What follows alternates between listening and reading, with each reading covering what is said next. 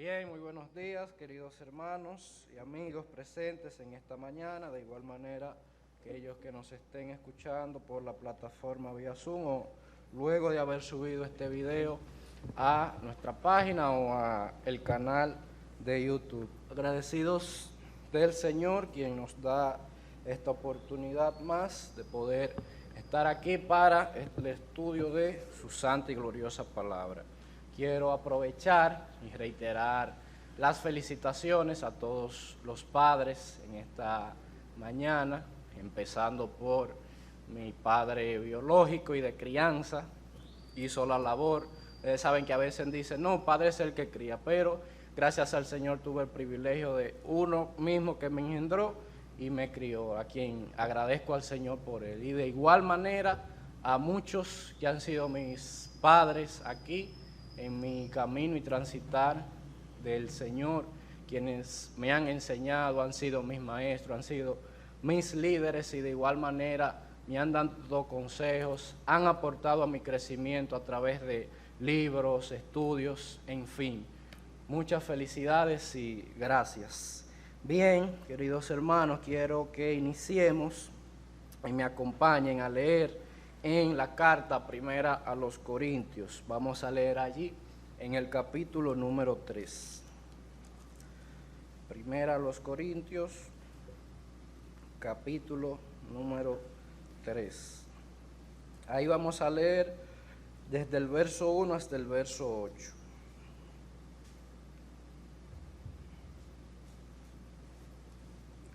Nos dice así, vamos a leer allí en el capítulo número 3. Primera a los Corintios, capítulo número 3. Ahí vamos a leer desde el verso 1 hasta el verso 8.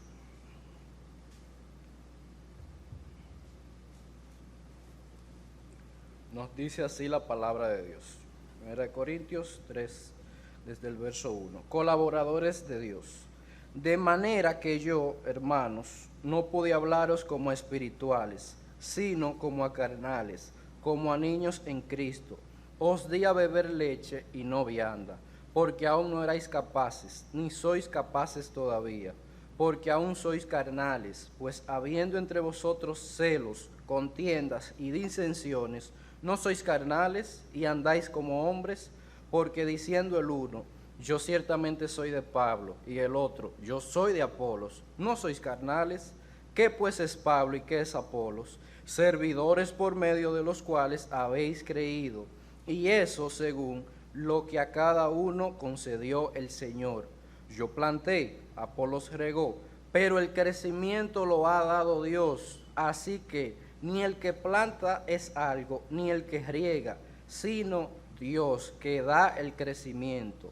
Y el que planta y el que riega son una misma cosa, aunque cada uno recibirá su recompensa conforme a su labor. El Señor bendiga su palabra en esta mañana. Oremos. Gracias te damos, Padre Santo, quien nos da la oportunidad de venir, de estar aquí reunidos, de poder adorarte, Señor. Grandes cosas que tú has hecho a nuestro favor, por lo cual estamos eternamente agradecidos de ti. Y queremos, Señor, en esta mañana poner en tus manos todo lo que hemos, Señor, de hacer. De igual manera, la meditación de la palabra, que seas tú hablándonos, Señor, a todos y cada uno, y que pueda ser de gran edificación para cada uno de nosotros. Toma tú el control de todo, Señor, y que tu nombre sea glorificado y exaltado. La cosa te la pedimos y todo lo dejamos en tus manos. Amén. Carta a los Corintios. Esta carta lleva su nombre y es gracias a la iglesia que se encontraba en la ciudad de Corinto. La ciudad de Corinto, perteneciente a Grecia, era una ciudad en aquellos tiempos muy conocida por su actividad económica y comercial. Pero había otra característica que tenía esta ciudad y era la mundanalidad y el desenfreno moral en el cual vivían como sociedad, al grado tal que otras sociedades de entonces reconocían la sociedad de Corinto y la usaban como sinónimo cuando querían referirse como a ese desenfreno moral total. Usaban esta ciudad como esto, usaban la palabra corintianizar para hablar de esos actos totalmente impuros llevados al extremo. Esta carta fue escrita por Pablo la primera mitad del año 55 después de Cristo. Pablo duró allí un tiempo, duró alrededor de año y medio predicando, y fue formada esa iglesia en los Corintios. Pero aquí Pablo escribe la carta con el objetivo de corregir la conducta de la iglesia de los Corintios. Pues como habíamos mencionado, que era una sociedad totalmente pagana, que incluso tenía dioses, uno de ellos más conocido tenía hasta su templo, que era la diosa Afrodita, la cual era representación de desenfreno total. ¿Y qué pasa? Esta iglesia se estaban dando algunos casos donde demostraba la inmadurez espiritual que tenían y que aún no habían roto con esa sociedad pagana, aún no habían decidido romper totalmente con esa mundanalidad que era común en esa sociedad, pero que para la iglesia de Dios eso no era correcto. Y a través de este capítulo número 3, nosotros estaremos viendo una de esas problemáticas que presentaba esta iglesia de los Corintios.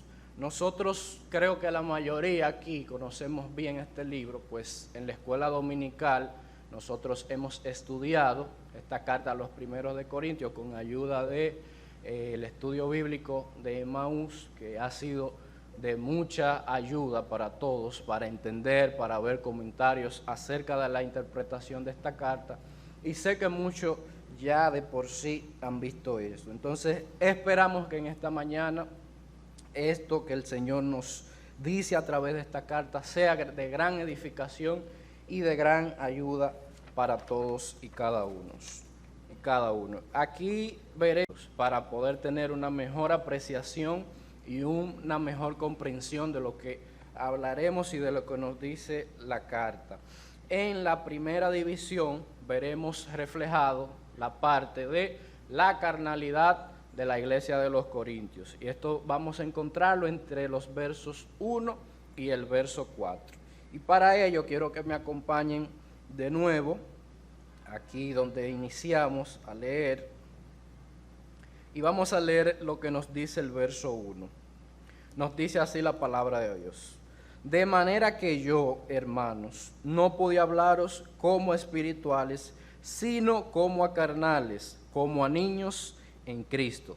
Aquí el apóstol Pablo presenta la condición y uno de los problemas que ocurría con la iglesia, y los llama carnales, o sea, de poca madurez espiritual o de ninguna madurez espiritual, y los compara a niños espirituales, a personas que aún necesitan cosas muy esenciales y muy elementales de la fe cristiana y aún no tienen la capacidad de aprender verdades y aprender doctrinas y enseñanzas un tanto más profundas, aunque eso era lo que Pablo quería, pero no podía por la condición que esto presentaban. Tenía que basarse en enseñarles cosas muy elementales por la forma en cómo actuaban y por esa condición, como él lo llama, de carnales. Y una característica de la carnalidad es aquello que ese sentimiento, esa conducta que va más allá hacia esas cosas que no agradan a Dios y no van tanto apegadas a esas cosas que en realidad le dan gloria a Dios. Y el apóstol Pablo en Colosenses es duro con esto, en el capítulo número 3, verso 5, cuando dice: haced morir pues lo terrenal en vosotros, fornicación, impureza, pasiones desordenadas, malos deseos y avaricia, que es idolatría, cosas por las cuales la ira de Dios viene sobre los hijos de desobediencia. Entonces, verso 1, tenemos la presentación del problema, la carnalidad o inmadurez de los corintios. Pasamos al verso 2. Os di a beber leche y no vianda, porque aún no erais capaces, ni sois capaces todavía. Pablo hace más énfasis en ese problema, diciendo que, como habíamos mencionado, esa condición de inmadurez le quitaba la capacidad de digerir un alimento espiritual más sólido, enseñanzas más profundas. Y él hace la alusión aquí con los niños. Ustedes saben que los niños pequeños y recién nacidos no pueden, una vez que nacen, tomar alimento sólido porque no están preparados para eso. Necesita un proceso donde se le da leche y poco a poco van pasando los años, se le va cambiando el alimento y cuando más va creciendo va necesitando otro tipo de alimento. Entonces, ¿qué pasaba aquí?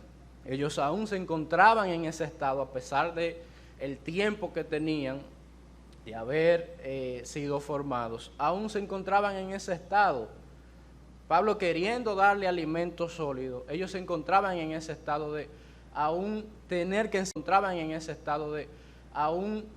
que enseñarles cosas muy básicas de la fe.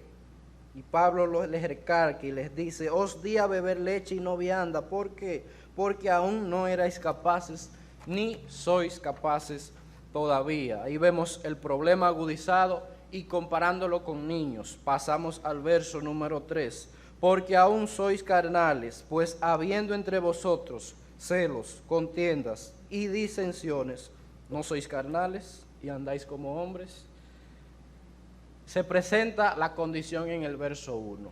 Se compara con los niños. Pero a veces hay personas que surgen con la curiosidad, siempre hay una gente con una duda, como haciéndose que nunca sabe, que diría: ¿y por qué tú dices eso, Pablo? ¿Cómo tú nos llamas inmaduros a nosotros? ¿Cómo que nosotros somos inmaduros? ¿Por qué tú nos llamas carnales? Bueno, aquí él se los expresa de manera detallada por si surge esa duda.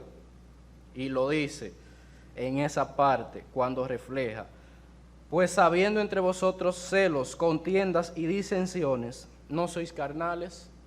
Por si alguno tenía la duda, mira lo reflejado aquí en 3 aspectos. Hay celos entre ustedes, hay contiendas entre ustedes y hay disensiones, que son esa falta de coordinación de ideas y de estar en acuerdo mutuo todos. Y les hace esa pregunta retórica que mencionábamos, porque la práctica de celos, la práctica de disensiones, la práctica de tener contiendas y conflictos, ¿a quién le luce eso?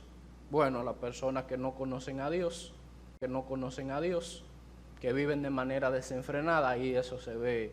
O a un hermano, podríamos decir, muy nuevo en la fe, que todavía hay cosas que hay que irle enseñando, pero ya al pueblo de Dios esas son cosas que no les luce.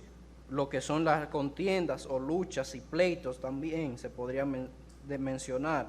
Las disensiones que causan automáticamente divisiones y que son la falta de acuerdos entre la misma iglesia. Y tal vez usted se detendría y diría: wow, ¿y cómo esa iglesia es así? Una iglesia con celo, una iglesia con contiendas, una iglesia así con disensiones. No nos sorprendamos, veamos mejor la palabra como es, que es un espejo, y veámonos a la luz de la palabra. Autoanalicémonos y pensemos: ¿estamos nosotros actuando de esta manera? ¿Estoy actuando yo con cierto recelo? No por la obra de Dios y porque las cosas se cumplan bien, que eso es otra cosa, sino celos por cómo aquel avanza, por lo que aquel hace. ¿Soy yo parte de disensiones? ¿Estoy yo causando ciertas divisiones?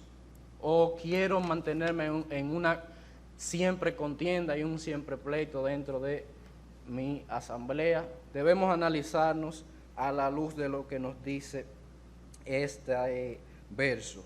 Una de las principales causas por las cuales el creyente no tiene cierta madurez y se mantiene en ese estado es por la falta de conocimiento de la palabra del Señor, por la falta de saber discernir. Y ahí quiero hacer una pausa.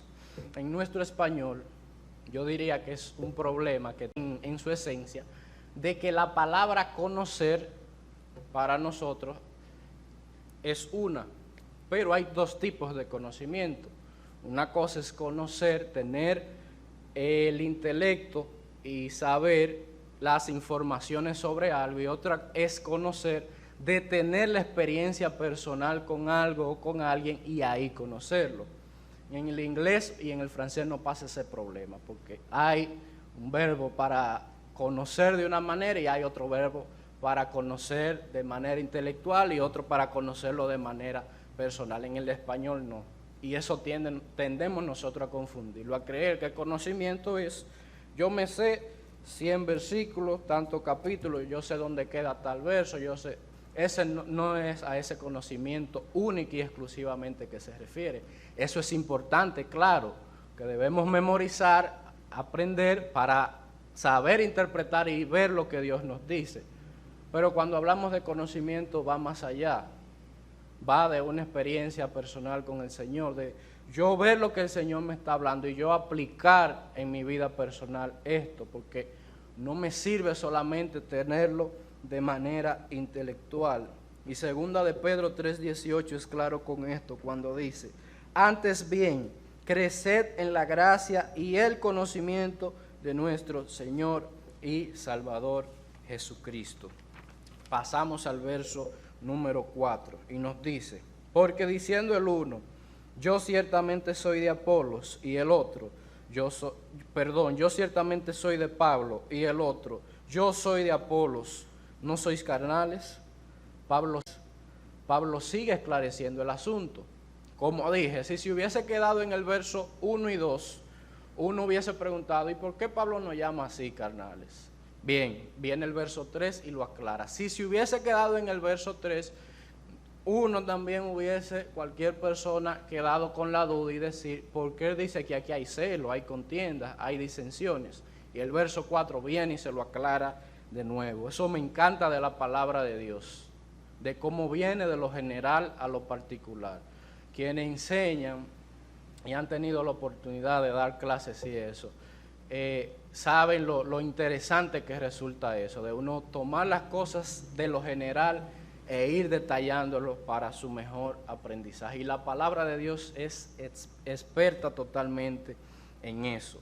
Entonces ahí lo aclara y dice que esa división, esos conflictos son expresados en eso que ellos han hecho, en ese partidismo alrededor de hombres. Y como les decía, eso le luce a personas sin Dios. El mundo es quien vive creando divisiones y vive sectarizando. Tú eres de este lado, tú eres de aquel. Que si yo soy conservador, Juan es más liberal que yo. Que si fulano es de derecha, no, yo me voy con la izquierda. Que si tú vas más con la corriente capitalista, no, a mí me gusta el socialismo. Que si fulano es del partido blanco, no, a mí me gusta el rojo. En el mundo eso luce, hacer esas divisiones. El mundo vive de eso, sectorizando todo. Pero en la iglesia de Dios eso no está bien. Ese partidismo, haciendo esa sectorización. Y es lo que Él quiere. Estas son características del hombre sin Dios, pero no del creyente. Y el punto a aplicar aquí es el siguiente. Suelo yo tener esa actitud de sobresaltar a un líder de mi congregación o a un anciano y tener a los otros como menos que ese, o viceversa también. Debemos analizar este punto. No es que sintamos simpatía o no por alguien, ni tengamos esa confianza con alguien que no la tenemos con otro, pero sobresaltar a uno y tener a los otros por menos, y de igual manera el sentido contrario, eso no está correcto delante del Señor y debemos vernos en este espejo. Y aquí termina la primera parte que expresábamos, la carnalidad de los corintios. ¿Qué vimos reflejado? El problema en el verso 1 y 2, la aclaración del problema en el verso 3, donde se reflejan los celos, las contiendas y las disensiones entre ellos. El verso 4, que nos aclara el problema ya en lleno, ese partidismo a través de líderes. Entonces pasamos al siguiente aspecto y a la siguiente parte que debemos analizar, que partirá desde el verso 5 hasta el verso 8, donde vamos a ver reflejado que los hombres son simplemente servidores del Señor. Verso 5, ¿qué pues es Pablo y qué es Apolos? servidores por medio de los cuales habéis creído. Y eso según lo que a cada uno concedió el Señor. Vemos en el verso 4 cómo se hacía esa división y cómo Pablo ataca, que eso es algo incorrecto, las disensiones, los conflictos que causan esto. Y aquí quiere dejar de manera expresa la labor y el estatus de ellos, que son simplemente siervos del Señor, servidores del Señor, para poder con ellos derribar cualquier argumento que ellos podrían tener. No, yo me voy con Pablo por tal razón, simpatizo por Apolos por tal razón. No, ese argumento está totalmente derribado porque ellos son simplemente servidores del Señor. Y hay una analogía que hace el estudio de Maús interesantísima que me encantó. Imagínense ustedes que se encuentre una casa, una propiedad, y los sirvientes de la casa estén divididos por otros sirvientes. No, que tal sirviente yo me llevo mejor con él. No, que tal sirviente yo me llevo mejor con aquel. Imagínense eso como que no tiene lógica, porque si el dueño absoluto de la casa es uno, la disposición de todos debe ser hacia ese dueño, no hacia simples servidores. Entonces, eso de igual manera, ese ejemplo, podemos nosotros aplicarlo. Quien merece toda exaltación, toda la gloria, toda la honra, toda nuestra entrega de nuestro corazón es el Señor, el dueño de la obra completamente, no los servidores. Y cuidado, hermanos, porque a veces tendemos a desviar la mirada de nuestro Señor. Yo siempre he dicho que el Señor, personalmente lo puedo decir, y como decía cuando felicitaba a los padres, ha sido bueno conmigo en el sentido que ha puesto muchos líderes y ancianos que me han ayudado totalmente en mi enseñanza, en lo que he aprendido, enseñándome en la escuela dominical, enseñándome en el club bíblico, dándome consejos, poniéndome a disposición su biblioteca. Mira, tenemos este libro, ahí está a tu disposición. O sea, han sido líderes que el Señor ha usado y para empeñarse, y han sido de mucha ayuda hacia mí. Pero debemos tener cuidado, y de igual manera yo personalmente debería tener cuidado, y todos, de enfocar la mirada hacia ese líder que nosotros simpatizamos y quitar la mirada de nuestro Señor Jesucristo, que es quien debemos poner la mirada. Usará a esos líderes y esos ancianos para ayuda nuestra, para nosotros ver el ejemplo que ellos nos han dejado de cómo debemos servir a Cristo y cómo debemos entregar nuestra vida al Señor, pero no para dejar la mirada hasta ahí, sino conducirla siempre hacia el Señor Jesucristo, quien es nuestra verdadera admiración, nuestro verdadero líder, y a quien tenemos que darle la gloria por siempre. Más adelante en 1 Corintios, ahí mismo, capítulo 3, el verso 9 dice: porque nosotros somos colaboradores de Dios y vosotros sois labranza de Dios, edificio de Dios. Verso 6: yo planté, Apolos regó, pero el crecimiento lo ha dado Dios. Pablo viene y usa la metáfora de la agricultura, de que sembrar, de que regar es importante para el crecimiento de la planta, pero esas labores son limitadas, porque por más que yo me empeñe en hacer la labor de la siembra, si quien da el crecimiento no pone eso en práctica, de nada me sirve. Igual, por más que riegue, si quien da el crecimiento no pone eso en disposición, de nada me sirve. Entonces, Pablo pone esto aquí para darles a entender a ellos que las labores de esos líderes es limitada.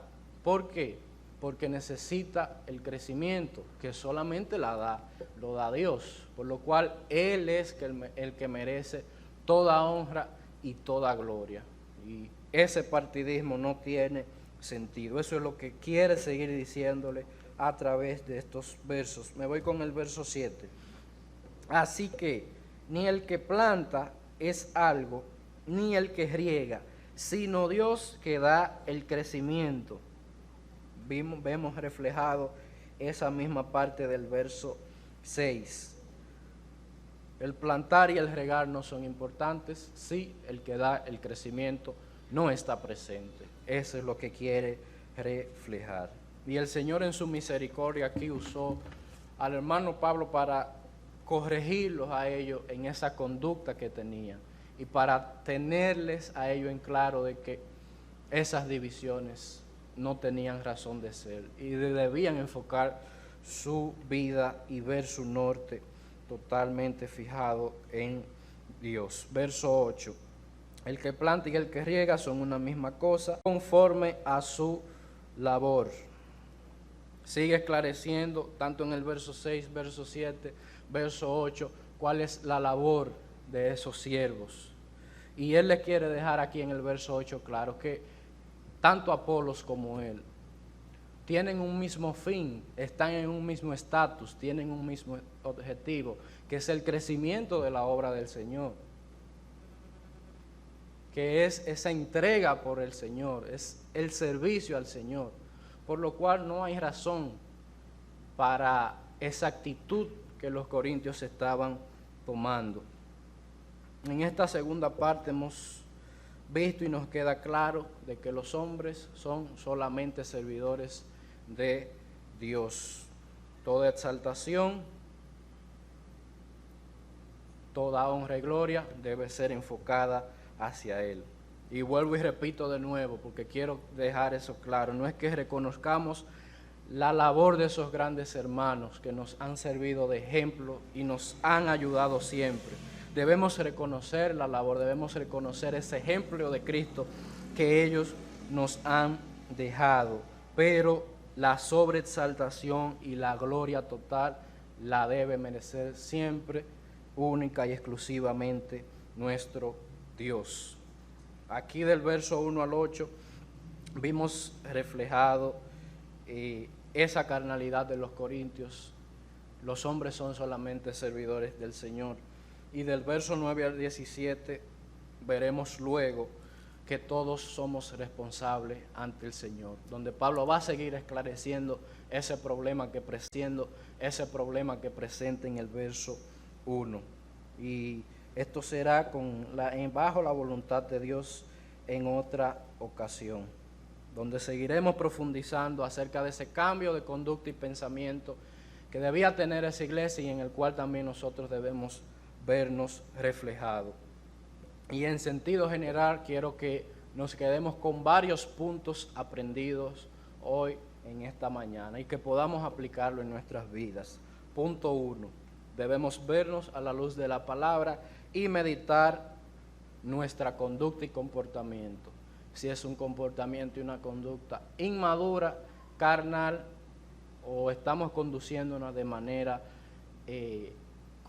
con crecimiento espiritual reflejado delante de Dios. Debemos ver a la luz de la palabra nuestra conducta, sea una conducta de creyentes maduros. Siguiente, no debo ver mis líderes o mis ancianos como focos de división, no, eso es imposible, ni sobre exaltarlos tampoco, porque esto solo refleja ese sentimiento y esa característica común en los hombres de afuera. Siguiente punto, por más que el siervo se empeñe en su labor, sin Dios no hay nada. Debemos reconocer eso siempre. Él es el verdadero autor de la obra y solo Él debe recibir toda honra. Punto último, los siervos del Señor tenemos un mismo fin, un mismo objetivo, el crecimiento de la obra del Señor, por lo cual ni las comparaciones, ni los favoritismos, porque todos tenemos una misma meta y un mismo norte, y debe ser así.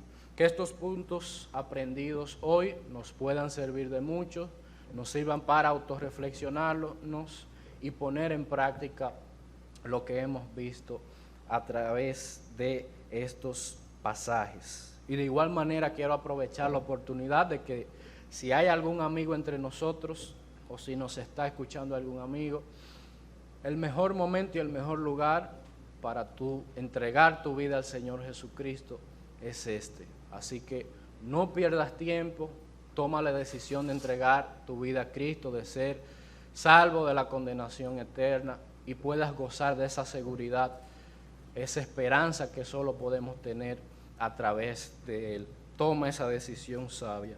Termino con mi verso favorito. Nos vamos a Efesios capítulo 4.